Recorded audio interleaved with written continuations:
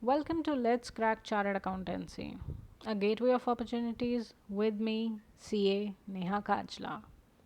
As we know, Chartered Accountancy course offers us immense opportunities.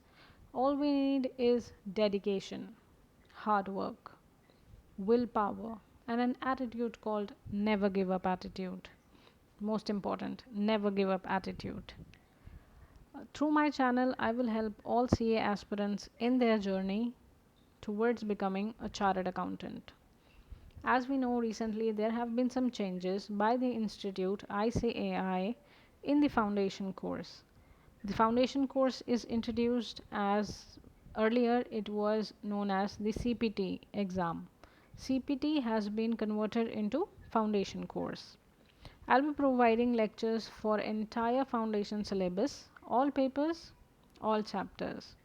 The lectures will be detailed, easy language, so that commerce as well as non-commerce students aspiring to become chartered accountant can understand the technical and non-technical aspect with ease. In this video, I am giving you an overview of how to become a chartered accountant.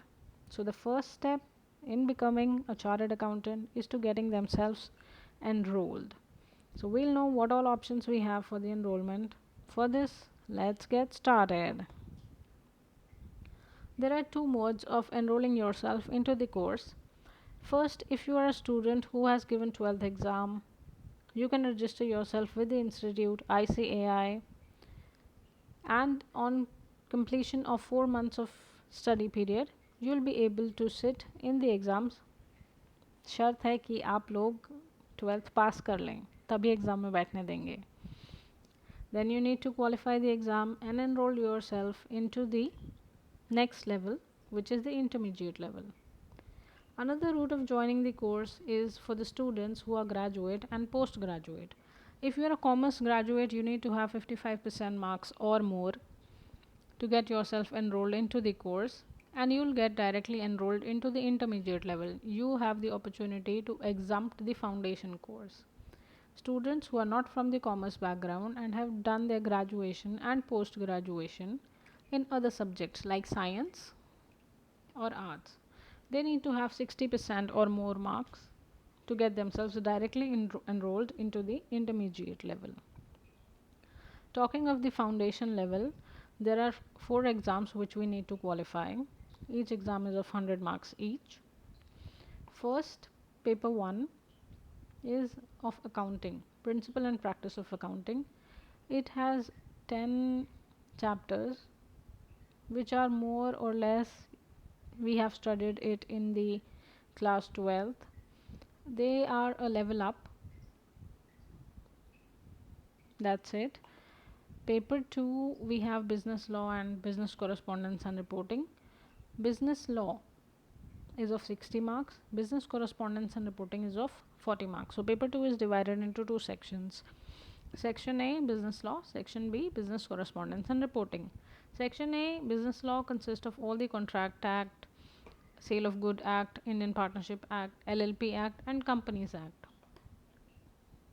Section B, business correspondence and reporting, is of 40 marks and include basic English testing skills, sentence typing, communication development, note making, developing writing skills and so on. Paper 3 consists of 3 parts: business mathematics, logical reasoning and statistics. Business mathematics is the maths from the elementary level, that is class 8th, till the senior secondary level, that is class 12th. It includes differential and integral calculus, which is in class 12th. We have studied ratio, proportion, indexes, logarithm, linear inequalities, time value for money, permutation, combination, etc. Logical reasoning consists of directions, sitting arrangement, blood relations and so on. Statistics is the statistics which we have studied in class 11th and 12th. Paper 4, the final paper, is business economics and business and commercial knowledge. 2 parts: business economics and business and commercial knowledge. Business economics, introduction to business economics, theory of demand and supply, theory of production and cost, price determination in different markets and business cycle. And part 2, business and commercial knowledge, which is of 40 marks. Introduction to business and commercial knowledge, business environment, business organizations, government policies for business growth, organizations facilitating businesses, common business terminologies. So we'll start in our next lecture, paper 1, chapter 1, and likewise we'll go paper 1, chapter 2, paper 1, chapter 3 in the coming lectures. Then paper 2, chapter 1, likewise we'll go in this. In the meanwhile, I want all you to have a bit of the idea what is going in the business and the commercial world. So I would suggest, please read one business magazine and a financial newspaper daily. Make it a habit. Watch business channels like CNBC and all. Stay home, stay safe. Bye bye.